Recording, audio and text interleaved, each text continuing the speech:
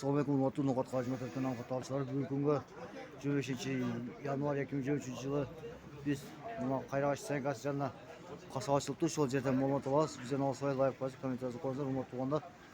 Бел Кайрагачтын Сенган жанна каса açıldı бүгүн. Şol жерден маалымат ала беребиз. Бизден алсаңыздар. Караңыздар, көш свежий келди. Kayraş Sengas janna. Boğası bazar boğası değil ekan 5 ton ekan. Свежий soyulup kepti. Karаңыздар. Бүгүн açıldı bu da kasaç. Mana qarаңыздар. Жақсы. İçeri üstü garantiyası var, halal. Özü damla bola, taqsir. Qayraş Sengas jana kelip açıptır. Mana göstərəm жақсы, свежий. Keser nima yapsanızlar malumatını telefonuna yazıp qoyasiz. Zakazları var. Adam buna aparat var ekan, shuni kesib beradigan sökdörüç. Mana жақсы. Mana göstərdi. Жақсы göstərir ekan. Hazır kelib hazır açıldı. Yem geldi göç.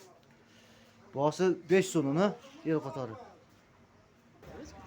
Reyna etkiyorsa Kayraş Sengas can dekamına. Karanızlar umutluğunlar. Kasap can açıldı buna. Ona Kayraş Sengas can dekam. Anladın mı ona? Açıldı. Açıldı bu da soda bulut aldı. Bulut aldı. Umutluğunlar buna.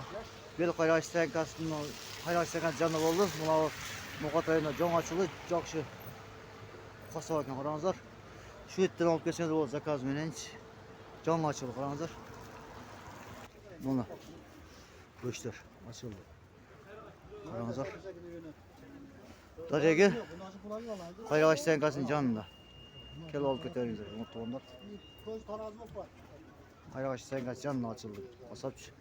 Şimdi koş yaptı çoğunuzlar aman bonuzlar. Sizinle hoşçakalın.